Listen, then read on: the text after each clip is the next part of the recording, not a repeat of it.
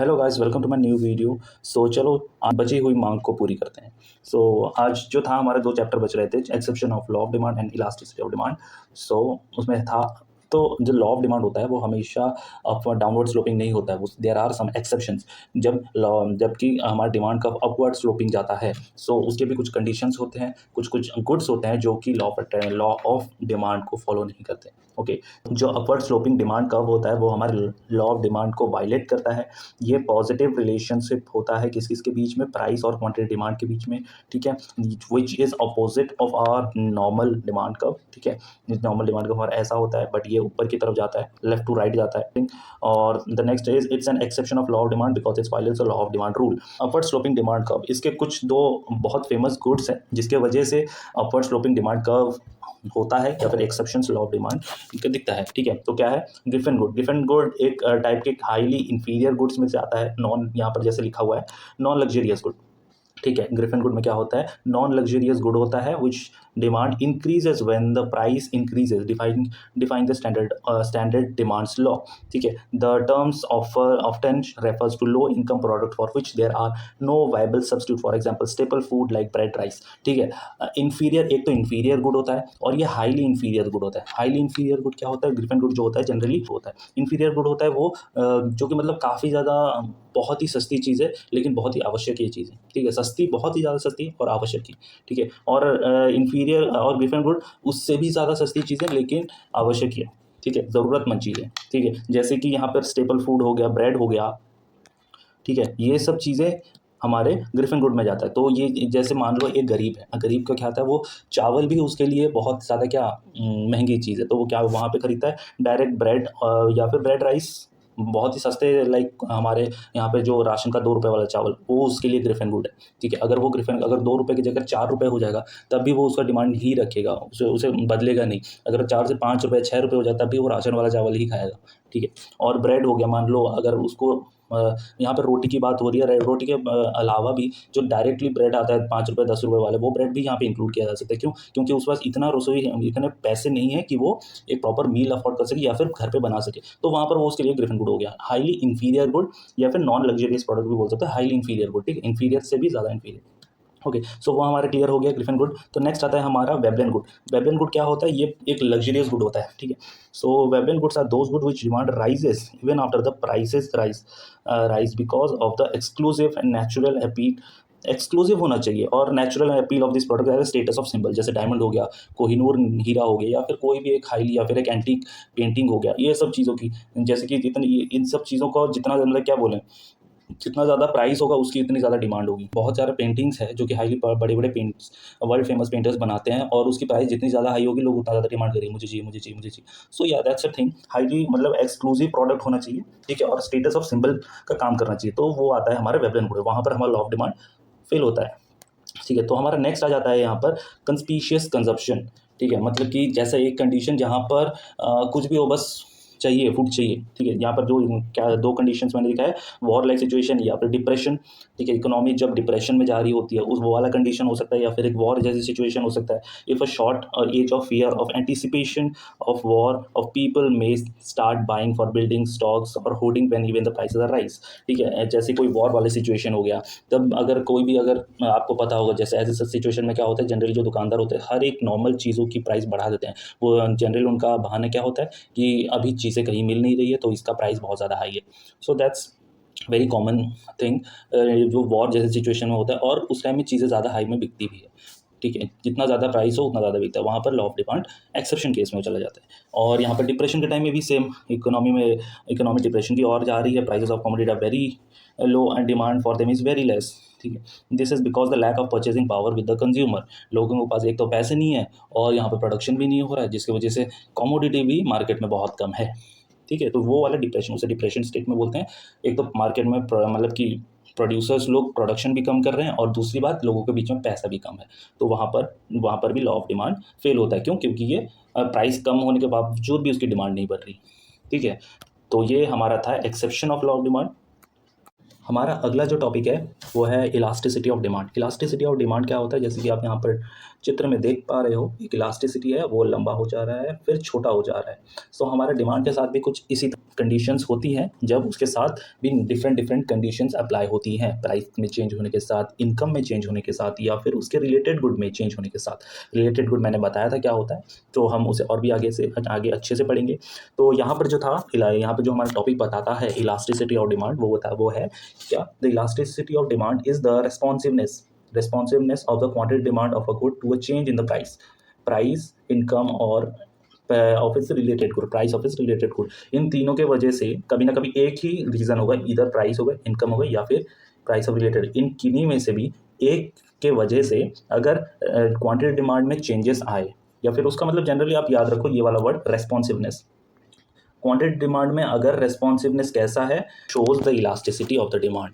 ठीक है, there are various kind of elasticity जो कि हम आगे पढ़ेंगे। तो जैसे कि यहाँ पर आप देख सकते हो, प्राइस इलास्टिसिटी, प्राइस में चेंज होने की वजह से इलास्टिसिटी में जो चेंज होता है उसको हम बोलते हैं क्या, इलास्टिसिटी ऑफ डिमांड। तो आप यहाँ पर रीड कर सकते हो, when a change in quantity was measure with respect to change in own price of the commodity. वो प्रोडक्ट एक मैगी था, मैगी के खुद के प्राइस बदलने से उसमें कितना चेंजेस हो रहा है, कितने हद तक लोग उसके कितने लॉयल कंज्यूमर हैं, वो दिखाता है प्राइस ऑफ इलास्टिसिटी। ठीक है, और इनकम के बढ़ने से, एक इंसान की अगर इनकम बढ़ रही है तो वो क्या मैगी के लिए लॉयल रहेगा, या फिर उससे बेटर प्रोडक्ट के लिए चला जाएगा, या फिर उसको कम हो जाएगा, क्या वो स्टिल अभी वो मैगी खाएगा, या फिर कुछ और भाजी पाव से काम चला जाएगा। That's a thing. तो यहाँ पर दूसरा है क्रॉस इलास्टिसिटी, उसके रिलेटेड गुड। ठीक है, रिलेटेड गुड यहाँ पर मैंने हर लिखा है। ओके, सो रिलेटेड गुड में क्या होता है, उसके जैसे कॉम्पिटिटिव प्रोडक्ट ने अगर प्राइस बढ़ा दिया, घटा दिया, तो उसके वजह से इसके मार्केट में क्या इफेक्ट हो रहा है। ठीक है, सो दैट्स अ थिंग। और या सब्सटीट्यूट गुड, मैगी के अभी क्या कर रहा है, अपना ना मसाला नहीं डाल रहा, तो मैगी मसाला वो अपना अलग बेच रहा है, मैगी अलग बेच रहा है, उसके मैगी के पैकेट में मसाला नहीं आ रहा। अब मैगी वाले बोल रहे हैं अगर तुमको चाहिए तो ₹1 दे के अलग सा पैकेट खरीदना पड़ेगा मसाला वाला। सो वो अभी उसको कॉम्प्लीमेंट करेगा, मसाला और मैगी। That's thing. ठीक है, अब मान लो ये एक इमेजिनरी सिचुएशन था, just for make it better understand. तो इलास्टिसिटी ऑफ डिमांड हम ऐसे देखते हैं, जनरली इसे पॉइंट मेथड भी बोलते हैं, जो कि मैंने आगे मेंशन किया था, उसका डायग्राम यहाँ पर है। तो ये आप देख सकते हो, परफेक्ट इलास्टिसिटी ऊपर, सबसे ऊपर परफेक्ट इलास्टिसिटी, सबसे नीचे परफेक्ट इन इलास्टिसिटी। तो याद रखना, सबसे ऊपर और सबसे नीचे वाला इंसान हमेशा परफेक्ट होता है, क्योंकि वो सबसे बड़ा होता है या फिर सबसे छोटा होता है, वो हमेशा खुद को सबसे परफेक्ट समझता है। तो दूसरा हमारा टॉपिक है, जो सबसे बीच वाला ये इंसान हमेशा यूनाइट, इधर को भी पकड़ के रखा है, इधर वाले को भी रखा है, यूनाइट करके रखा है ना, इसीलिए इसको क्या बोलते हैं, यूनिट इलास्टिसिटी। ठीक है, तो ये बीच वाले जो रह गए ये सिर्फ इलास्टिक रह गया, और ये इन इलास्टिक रह गए। अब ये इतना अगर समझ में आ गया होगा तो मैं आपको इतना बता दूं, इन सब की वैल्यू क्या क्या होती है। सबसे परफेक्टली इन इलास्टिक ज़ीरो है ना, छोटा बच्चा सबसे, इसीलिए सबसे नीचे है और उसकी वैल्यू 0 है, और वो इन इलास्टिक है, बड़ा ज़िद्दी है, इन इलास्टिक। ठीक है, और ये सब परफेक्टली इलास्टिक, सबसे बड़ा इंसान है ना घर का, सबसे ऊपर रहता है, इसीलिए ये है परफेक्टली इलास्टिक। वो ज़रूरत के वक्त झुक जाएगा, या फिर ज़रूरत के वक्त चीज़ों के परिस्थिति के मुताबिक वो ढल जाएगा, इसीलिए वो सबसे बड़ा है और परफेक्टली इलास्टिक भी है। उसके बाद परिवार के दूसरे सदस्य आ जाते हैं, जैसे कि इलास्टिक ग्रेटर देन 1 होते हैं। ठीक है, उसके बाद परिवार के और दूसरे भाई बहन या फिर दूसरे लोग, ठीक है, वो आ जाते हैं यूनिट, या फिर पावर, जैसे दूसरे सदस्य हो सकते हैं जो यूनाइट करके रखे हैं सबको, ऊपर वाले को भी नीचे वाले को। और उसके बाद और भी कोई आप लगा सकते हो जो लेस देन 1 में आते हैं, लेस देन 1। ठीक है, वो एकदम छोटे, एक्सट्रीमली छोटे बच्चे नहीं है, लेकिन वो उससे थोड़े बड़े हैं, तो उनका लेस देन इलास्टिक है, सॉरी मैंने क्या गलत बोला, लेस देन 1 है उसको बोलते हैं। ठीक है, तो ये परिवार का अगर हम देखें परिवार के उससे, तो ये ज़्यादा ईजी होगा एक बार में समझने के लिए। ये सेम नंबर को मैंने यहाँ पर लिखा है, जो जैसे मैंने बोला था छोटा बच्चा है इसलिए वो 0 में, सबसे बड़ा है इसलिए वो इन्फाइनाइट, उसके पास नॉलेज इन्फाइनाइट है। यहाँ पर छोटा बच्चा है, उसके एज कम है इसीलिए वो 0 के एज में, और उससे थोड़ा बड़ा इलास्टिसिटी लेस देन 1 है, थोड़ा सा बड़ा बच्चा, मान लो 10 साल का बच्चा, मान लो ये 20 साल का बच्चा घर का, तो वो यूनाइट है, दोनों को यूनाइट करके रखा है, इसीलिए वो इलास्टिसिटी उसका 1 है। और उसी के पेरेंट्स वालों का ले लो, मम्मी पापा वाला एज, तो उनका मोर देन 1 है, लेकिन वो दादा दादी से उनका कम नॉलेज है, इसीलिए उनका इलास्टिसिटी ग्रेटर देन 1 है। और इतना करके अगर आप याद रख लिया, डायग्राम ऐसे याद हो जाएगा। और अगर हम इकोनॉमिक टर्म में बोलेंगे, मैं इसको इकोनॉमिक टर्म में ज़्यादा अच्छे तरह से आगे और समझाऊंगा, लेकिन खास करके इतना मैंने अभी डायग्राम के नंबर्स को याद करवाने के लिए बता दिया है, याद रखना। सो 0 से लेकर इन्फिनिट तक जाता है, 0 less than 1, 1 greater than 1, infinite. Okay, I think it is understandable. और नीचे इन इलास्टिक, उसके बाद perfectly in elastic, unit elastic, elastic perfectly elastic, दोनों साइड परफेक्टली रह गए, बीच में यूनिट रह गया, और दोनों साइड सिर्फ इलास्टिक और इन इलास्टिक रह गया। ठीक है, I think this is clear. Measurement of elasticity of demand. So measurement of elasticity of demand में क्या होता है, there are generally more other methods, लेकिन यहाँ पर मैंने सिर्फ 3 मेथड्स लिखे हैं जो कि जनरली काफ़ी ज़्यादा पॉपुलर मेथड है इलास्टिसिटी के। सो पहला मेजरमेंट इलास्टिसिटी को हम कैसे मेजर करें, ठीक है, तो वो सब चीज़ें यहाँ पर आती है। ओके, सो हमारा measurement of elasticity of demand को हम आज कैलकुलेट करेंगे कैसे। उसमें जनरली बहुत कॉमन मेथड ये 3 है, ठीक है। एग्जाम के दृष्टिकोण से ये 3 इंपॉर्टेंट है। बाकी और भी 2 मेथड है, आर्क मेथड और रेवेन्यू मेथड, बट वो एग्जाम दृष्टि से इतना इंपॉर्टेंट नहीं है। ये 3 इंपॉर्टेंट है, इसीलिए मैंने यहाँ पर मेंशन किया है। पॉइंट मेथड को हमने यहाँ पर देखा, ये पॉइंट के थ्रू हम कैसे इलास्टिसिटी को मेजर कर सकते हैं, ठीक है। सो यहाँ पर हम पहले देख लेते हैं टोटल एक्सपेंडिचर मेथड। सो जो हमारा जो यहाँ पर है टोटल एक्सपेंडिचर मेथड आ जाता है। टोटल एक्सपेंडिचर मेथड में सबसे पहले हम यूनिटरी इलास्टिसिटी को देखते हैं, ग्रेटर देन यूनिटरी और लेस देन यूनिटरी। ये वाला है, ये वाला सिचुएशन हमारा किस में आता है, यूनिटरी इलास्टिक, मतलब कि जितने में प्राइस में जितना ही चेंज होगा टोटल एक्सपेंडिचर घर के खर्चे में उतना ही मतलब दिखेगा, घर के खर्चे में उतना ही डिफरेंस दिखेगा, ज़्यादा कुछ बड़ा वो नहीं है, लोग ज़्यादा रिजिड नहीं है उस चीज़ों के लिए, ठीक है। तो वो इस ED = 1 वाले कंडीशन में आ जाता है। तो जैसे हम यहाँ पे थोड़ा एग्जांपल देते हैं, ए नंबर सिचुएशन ए, 2 से 1 पहले 2 रुपये था, अभी 1 रुपये हुआ। तो जब according to normal law of demand पहले 4 लेते थे, अभी 8 लेने लगे, ठीक है। और एक्सपेंडिचर भी अभी उतना ही है, पहले 8 रुपये खर्चा करते थे, अभी भी 8 रुपये ही खर्चा करते हैं, देयर इज़ नो डिफरेंस, ठीक है। टोटल एक्सपेंडिचर मतलब यहाँ पर दोनों साइड के एरो दिखाने का यही मतलब है कि ये मतलब कि खर्चा उनका उतना ही रहता है, कोई डिफरेंस नहीं है। प्राइस अगर यहाँ पे नीचे गया तो फिर टोटल एक्सपेंडिचर भी वही उसी हिसाब से जाएगा, कुछ ज़्यादा डिफरेंस नहीं है। लेकिन अगर हम बात करें यहाँ पर सिचुएशन बी की, मान लो कि यहाँ पर भी सेम सिचुएशन आया, प्राइस घट गया, 2 रुपये से अभी 1 रुपये हो गया, तो वहाँ पर क्या हो रहा है, टोटल एक्सपेंडिचर इंक्रीज़ हो गया, टोटल एक्सपेंडिचर हमारा इंक्रीज़ हो गया। ग्रेटर देन यूनिटी, ऊपर वाला ग्रेटर देन है ना, इसीलिए वो ऊपर रह गया, और लेस देन है ना, वो इसीलिए नीचे आ गया, ठीक है। सो यहाँ पर देख लो 2 से 1। और इस चीज़ को एक और चीज़ें याद रखना, एक और ट्रिक से याद रखना, हमेशा जब ज़्यादा चीज़ें याद करने के लिए हो तो हमेशा ट्रिक का इस्तेमाल किया जाता है। हर दूसरा एग्ज़ाम में हर दूसरा स्टूडेंट यही करता है, जब पढ़ने के लिए ढेर सारी चीज़ों और याद करने के लिए बहुत सारी चीज़ों, तो ट्रिक ही काम आती है। तो यहाँ पर भी मैं आपको छोटा सा ट्रिक याद करा देता हूँ।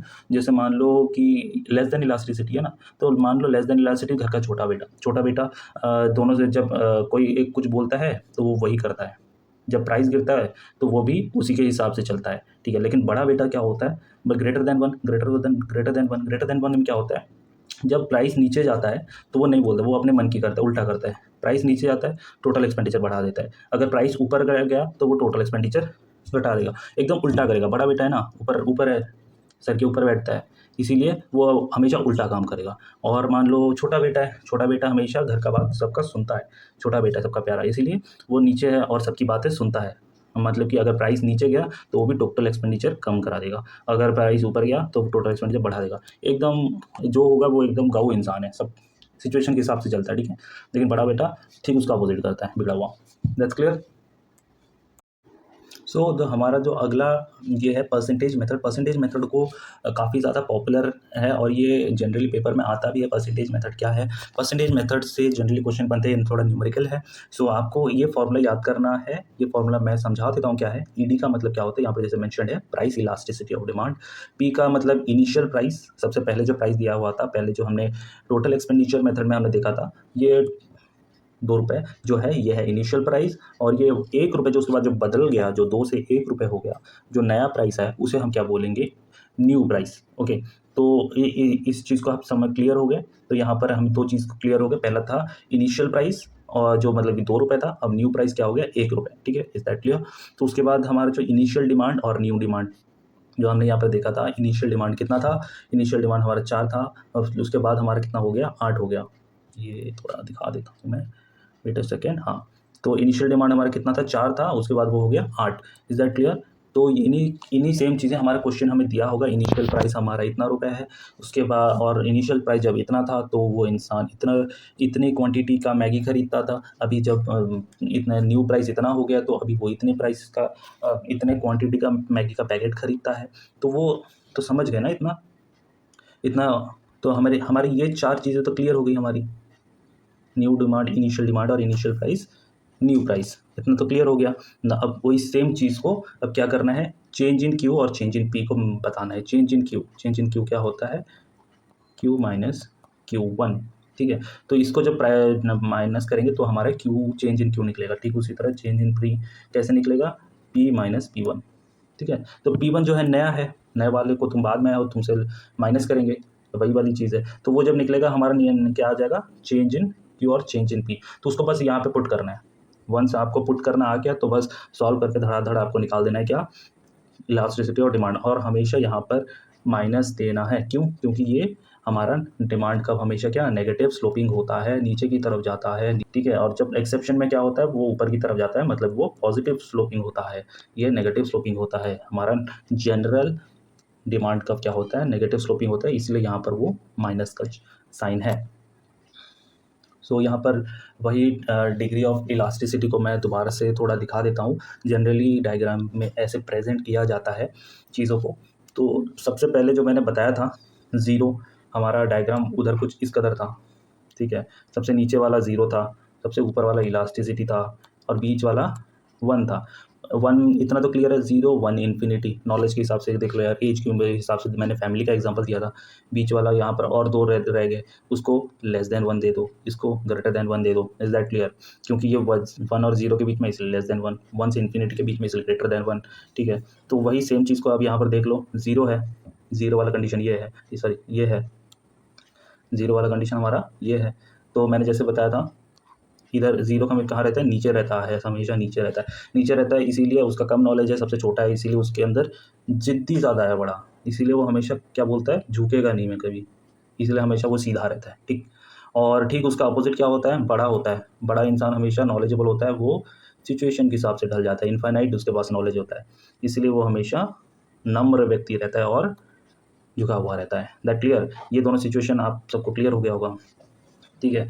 सब ये झुकेगा नहीं, बच्चा है ना हमेशा ज़िद्दी, इसीलिए वो झुकता नहीं है, लेकिन बड़ा झुक जाता है, बात सुनता है सबकी, समझता है, इसीलिए इनफाइनाइट नॉलेज है उसके पास और वो झुका हुआ रहता है। दैट्स क्लियर, ये ट्रिक से याद किया था, मैं करवाया मैंने। और unitary elasticity, they are very neutral person, जैसे सिचुएशन के हिसाब से कभी कभी ज़िद्दी दिखा देते, कभी कभी नहीं दिखाते, तो वो न्यूट्रल पर्सन होते हैं। वो वाला situation, elasticity is equal to 1, ठीक है। और इलास्टिसिटी इज ग्रेटर देन 1 और इलास्टिसिटी लेस देन 1, हमेशा याद रखना। इलास्टिसिटी, हाँ, इलास्टिसिटी मैंने जो डायग्राम दिखाया था, 0 यहाँ पर 0 होता है, यहाँ पर 1 हुआ करता था, ठीक है। लेकिन यहाँ पर क्या हुआ करता था, लेस देन 1, लेस देन 1 थोड़ा सा ज़िद्दी, ये इसके पास है ना, लेस देन 1 0 के थोड़ा पास है ना, इससे थोड़ा ज़िद्दी तो होगा वो, इसलिए वो थोड़ा सा सीधा रहता है हमेशा, ठीक है। और ग्रेटर देन 1 क्या होता है, थोड़ा सा लेटा हुआ, ठीक है। लेस देन 1 क्या होता है, थोड़ा 0 के पास रहता है ना, इसीलिए जो ज़्यादा बच्चा होता है, इसीलिए उसका थोड़ा, इसका ज़िद्दीपना थोड़ा ज़्यादा होता है, इसलिए वो सीधा होता है, लेस देन 1। एंड ये थोड़ा स्टीपर होता है, ओके दैट्स। और ये सेम चीज़ को मैंने यहाँ पे थोड़ा एक टेबल के दर्शाया है, आप इन चीज़ों को थोड़ा रीड आउट कर दीजिएगा, इसको कहाँ प्लेस करूँ मैं अब, इसको नहीं प्लेस करता, ठीक है। तो as you can see, ED को यहाँ पर मैंने परफेक्टली इलास्टिक, यहाँ पे हर एक चीज़ को अच्छी तरह से मेंशन किया है। यहाँ पर उन्होंने ये सब चीज़ों को न्यूमेरिक, मतलब कि किससे, हाँ, डिस्क्रिप्शन को अच्छे से मेंशन किया है, किस टाइप ऑफ गुड से वो इफेक्ट होता है वो मेंशन किया है। शेप ऑफ डिमांड कर्व, वो कैसे, हमने जो पीछे सब देखा वो उनका डिमांड कर्व कैसा होता है वो हमने देखा, तो वो सेम चीज़ों को यहाँ पर मेंशनड है। 0 था, ज़िद्दी था, इन इलास्टिक था, परफेक्टली इन इलास्टिक, एक एक्सट्रीम पॉइंट में था, no change in quantity demand due to the change in price, ठीक है। आप मतलब कि कुछ भी कर लो, चेंज इन प्राइस में आप एकदम आप ऊपर से नीचे कुछ भी कर लो, क्वांटिटी डिमांड में कुछ मतलब नहीं। जैसे यहाँ पर देखो, ये था ना, ये वाला सिचुएशन, आप मतलब कि प्राइस 2 रुपये कर दो या फिर 1000 रुपये कर दो, हमको तो भाई मैगी चाहिए ही चाहिए। बच्चा जिद्दी करता है ना, कुछ भी हो पैसा, मतलब मेरे को चाहिए ही चाहिए मैगी का पैकेट, ठीक है, दैट्स द थिंग, ठीक है। Vertical straight line, essential of life, मैंने तो यहाँ पे बच्चों का एग्जांपल दिया था, लेकिन एसेंशियल यहाँ पर किस टाइप के गुड्स यहाँ पर होते हैं, एसेंशियल ऑफ लाइफ, जैसे कोई भी एक ज़रूरतमंद चीज़ है, मेडिसिन हो गया, मेडिसिन का प्राइस कितना भी हो लोग उसे खरीदते हैं, ठीक है। तो वो यहाँ पर आ जाता है एसेंशियल, लोगों की वो ज़रूरत है, उसकी प्राइस कितनी भी हो लोग उससे खरीदेंगे। सो वो ईडी का है, ईडी के अंदर आ जाता है। और दूसरा उसका ठीक ऑपोजिट देख लेते हैं, ED is equal to inelastic, ठीक है, कौन सा, infinite change in the demand without any change in price. तो यहाँ पर क्या बोलता है ये वाला सिचुएशन, क्या बोलता है, हमारा प्राइस तो भाई एक ही रहेगा, आप उस प्राइस में कितना भी खरीद लो, प्राइस तो हमारा एक ही रहेगा, ठीक है। मतलब कि ये जनरली आप जब बल्क में खरीदने जाते हो या फिर एक ऐसे मार्केट में जाते हो जहाँ पर एक टाइप के सामान 1000 लोग बेच रहे होते हैं, वहाँ पर क्या होता है, प्राइस जनरली सेम होता है। आप किसी भी दुकान में घुस जाओ, 10 दुकान घूम लो, सबके पास वही सेम चीज़ सेम प्राइस में होगा, ठीक है। वो वही बोल देगा आप हाँ वही 1000 पीस ले लो, अब हम थोड़ा सा छुट्टा कर देंगे लेकिन प्राइस हमारा उतना ही रहेगा। तो वो यहाँ पर परफेक्ट कंडीशन वाला सिचुएशन है, ठीक है। तो बाकी ये सब वैसे ही है, नॉर्मल गुड्स जैसे फ्रिज या फिर घर के जितना सामान, घर के जितने भी सामान होते हैं, टीवी, फ्रिज, चेयर टेबल जितना भी है नॉर्मल गुड्स किया जाता है, ठीक है। रेक्टेंगुलर हाइपरबोला भी बोलते हैं उसको, ठीक है। वो जनरली एस रेक्टेंगुलर हाइपरबोला ऐसे भी होता है, जनरली वो ऐसे शो करता है, लेकिन वो मोस्ट ऑफ द टाइम ऐसे ही उसको एग्जाम में आता है तो वो ऐसे मेंशन करते हैं, ऐसे एक नाव के शेप में रेक्टेंगुलर हाइपरबोला बोलते हैं। और वो मोस्ट ऑफ द टाइम वो उसको ऐसे भी दिखा देते हैं, एक स्ट्रेट लाइन में भी दिखा देते हैं। तो हमेशा याद रखना है, एक डिमांड तब कभी एक स्ट्रेट लाइन नहीं होता है, उसमें थोड़ा सा कर्व होता है। ये सब आप तब जानोगे जब आप इकोनॉमिक्स में एडवांस लेवल पे जानेंगे। तो दैट्स अ थिंग। तो बाकी ये सब elastic necessity of life, luxury goods, तो ये वही सब है। आप नेसेसिटीज़, ज़रूरतमंद चीज़ें या फिर खाने वाली चीज़ें, ठीक है। यहाँ पर जो है less than one necessity of life, लोग थोड़ा ज़्यादा एक चीज़ के लिए झुकाव है, जैसे कि दाल चावल रोटी कपड़ा, खाने वाली चीज़ें, ठीक है। मेडिसिन नहीं, खाने वाली चीज़ें उनको चाहिए ही चाहिए, ठीक है। और यहाँ पर ग्रेटर देन वन क्या, लग्जरी गुड्स जैसे कि भाई कार चाहिए, एक मोटरसाइकिल चाहिए, ये सब चीज़ें लग्जरी गुड्स, या फिर उससे भी ज़्यादा महंगी है तो कॉमन मैन के लिए थी लग्जरी गुड्स, ठीक है। तो ये सब लग्जरी गुड्स हैं। लोग इसको मतलब कि ज़्यादा इसके लिए झुकाव नहीं होता है, हाँ इस महीने नहीं खरीदा तो अगले महीने खरीद लेंगे, ठीक है, ठीक है। यहाँ पर ये सिचुएशन जो है ग्रेटर देन वन, मैंने बोला था ना, ये ग्रेटर देन वन कहाँ आता है, इन्फिनिटी के पास आता है। ग्रेटर देन वन इन्फिनिटी के पास आता है, तो इसका थोड़ा इससे चीज़ें सीखेगा या नहीं सीखेगा इन्फिनिटी से, तो इसीलिए वो थोड़ा क्या, थोड़ा झुकता कम है, मतलब ज़्यादा झुका हुआ होता है, नम्र होता है, विनम्र होता है। इसीलिए वो लग्जरी गुड्स के लिए जब वो मतलब कि ठीक है अभी अगर पैसे नहीं है तो अगले महीने खरीदेंगे, लोग ज़्यादा रिजिड नहीं होते, उसका प्राइस में अप एंड डाउन हो वो आराम से अपना खरीदेंगे, जब उनके पास पैसा होगा, जब डिमांड हुई तभी क्रिएट होगी, ठीक है। तो ये चीज़ें थी, तो ये गुड को याद करवाने के लिए थी। Examples, essential type of goods, okay, और डिफरेंट टाइप ऑफ इलास्टिसिटी और डिमांड, ठीक है। फिर आज मिलते हैं, इतना ही था आज के लिए। सो फिर हम अगले वीडियो में कुछ इस चैप्टर के कुछ एमसीक्यूज़ लेके आएंगे प्रैक्टिस के लिए, सो दैट आपका चैप्टर और थोड़ा बेहतर तरीके से रिवाइज हो जाए। तो फिर दैट्स इट, अलविदा दीजिए, शुक्रिया।